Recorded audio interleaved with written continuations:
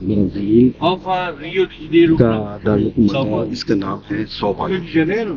Rio de Janeiro é outro sentido. Norte pra cá, Rio pra lá. Táxi. Olha. Quanto tempo? Umas 5, 6 horas até o Rio.